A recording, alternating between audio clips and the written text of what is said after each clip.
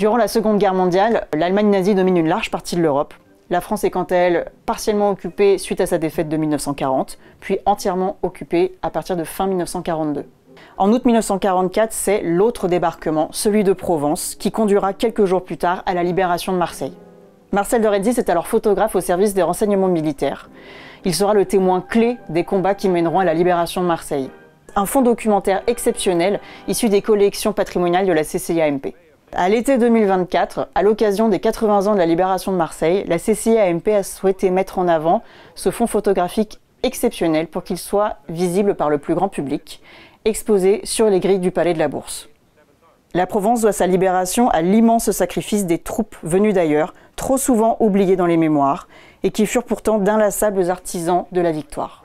L'opération Dragoon débute au matin du 15 août 1944 sur le littoral du Var entre Cavalères-sur-Mer et Sainte-Maxime, afin de prendre les Allemands par surprise et de soulager le front de Normandie. Débarquée aux côtés des forces américaines, canadiennes et anglaises, la première armée française, nommée aussi Armée B, est constituée d'environ 250 000 hommes qui se battent sous les couleurs de la France libre.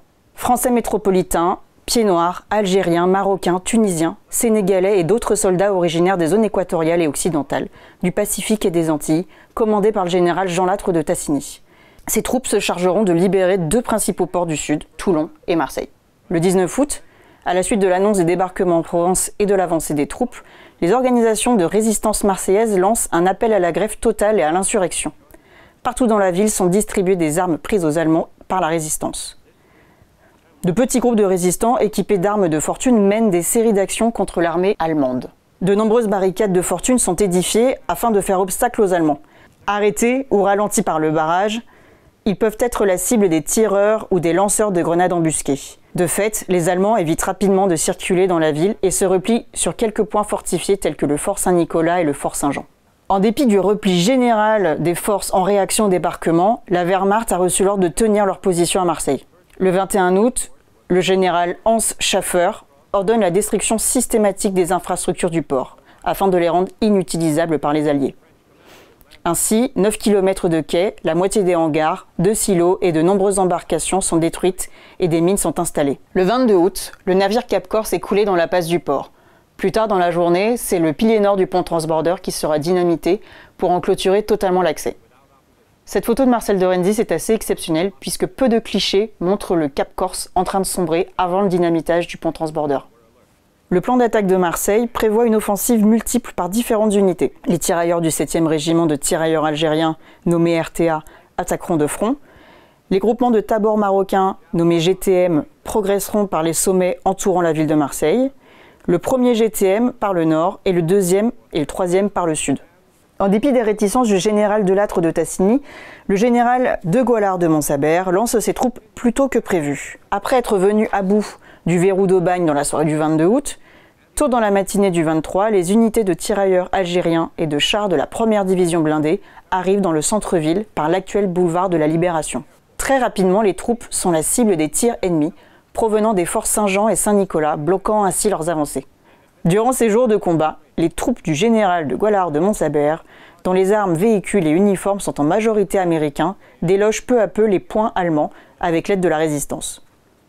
Le 24 août, le général de Goualard de Montsabert donne l'ordre de s'emparer de la basilique Notre-Dame de la Garde, dont la position est stratégique, puisque c'est là que sont retranchées les troupes allemandes. La colline est prise d'assaut des 3 côtés par 2 compagnies du 7e régiment des tirailleurs algériens. La première compagnie attaque par les jardins, la deuxième passe par les rues Sylvabelle, Dragon, Saint-Jacques et Fort du Sanctuaire, et un autre groupe passe par la rue Fort Notre-Dame.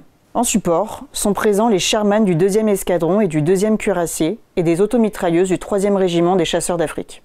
Les chars Sherman donnent l'assaut depuis le cours Pierre Puget. Le char Sherman Jourdain est déchenillé par une mine dans la montée de l'Oratoire, mais peut continuer ses tirs jusqu'à l'épuisement de ses munitions, ce qui aura un impact décisif. Le char Sherman Jeanne d'Arc est touché dans la montée de l'Oratoire, et 3 de ses occupants sont tués. Mais la basilique est libérée. Les combats se poursuivent sur les plages, notamment au Roucas-Blanc, pour investir les positions de l'Angélus. Les bombardements américains affaiblissent les fortifications allemandes du front de mer, constituées de blockhaus armés de canons à l'Estac, au Cap Croisette et sur les îles du Frioul et au Château d'If. Les points d'appui allemands sont pris les uns après les autres, avec le soutien de la résistance. Le 27 août, vers 17 h, le général allemand Schaffer conscient de la futilité de continuer les combats, demande une suspension des combats pour la nuit en vue de la négociation d'une reddition. Après 5 jours de violents affrontements, le général Schaffer capitule le lendemain. Marseille est libérée. La population saura clamer les libérateurs en direction de la préfecture, quartier général de la résistance des francs-tireurs et partisans, depuis le 21 août. La foule brûle un drapeau nazi. Le 29 août, les différents corps d'armée ayant participé aux opérations défilent sur la Canebière et sur le Vieux-Port. En tête de cortège sont réunies les nouvelles autorités françaises. De gauche à droite, on reconnaît le général Delattre de Tassigny, commandant de l'armée B, André Diethelm, commissaire à la guerre, Raymond Aubrac, commissaire régional à la République, Emmanuel Dastier de la Vigérie, commissaire à l'intérieur du Comité français de libération nationale, le général de Goualard de Montsabert, commandant de la 3e division d'infanterie algérienne, le général Dahlquist, commandant de la 36e division d'infanterie US Texas. Derrière lui, le commandant américain Bullitt, ancien ambassadeur en Union soviétique puis en France, engagé dans l'armée B au grade de commandant. Les tirailleurs de la 3e division d'infanterie algérienne ouvrent la marche, puis ce sont les goumiers des groupements des Tabors marocains, la 1re division blindée, ainsi que les organisations de résistance. On retrouve les bataillons des forces françaises de l'intérieur et francs-tireurs et partisans, les corps francs de libération nationale, l'organisation de résistance de l'armée et les milices patriotiques ouvrières et paysannes.